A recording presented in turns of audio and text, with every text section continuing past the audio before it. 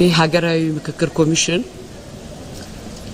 ባቀደው መሰረት በቅዳችን መሰረት ስራችን በሚገባ እየተካሄደ ነው። በጠበቅነው ልክ እየሄደ ነው። በአሁኑ ሰዓት በ500 ተሳታፊዎች የተቋቋመው ቡድኖች በየቡድናቸው ሲመካከሩ ቆይተው ዛሬ አብዛኞቹ ተግባብተው በምክር ሐሳቦች ላይ ፊርማቸውን አውለው እየጨረሱ ነው።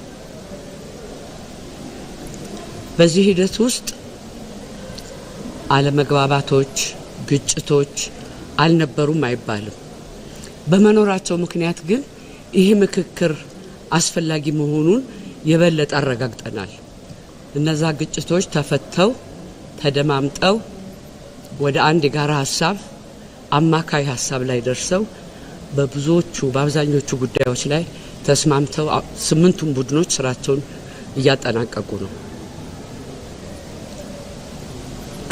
ከዚህ ቀጣይ እነዚህ 8 የምክክር ቡድኖች ያዘጋጇቸውንና የተስማሙባቸውን ምክረ ሐሳቦች የሚያጣጥም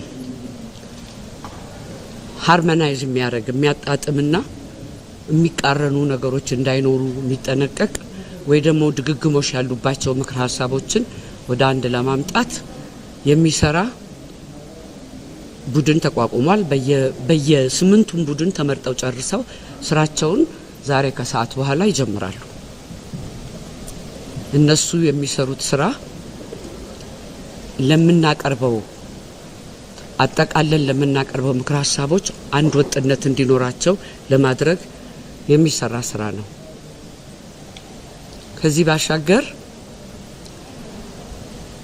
አንዳንድ ቅሬታ የሚያቀርቡ ግለሰቦችም ሆኑ ቡድኖች፣ የፖለቲካ ፓርቲዎች ያቀረቡትን ቅሬታዎች ባለን የቅሬታ አፈታት ስነ ስርዓት መሰረት ጉዳዩ እየተጠና ውሳኔ የምንሰጠው ይሆናል እና እየተቀበልንም ነው፣ እየመረመርንም ነው፣ ውሳኔም እየሰጠን እንሄዳለን ማለት ነው።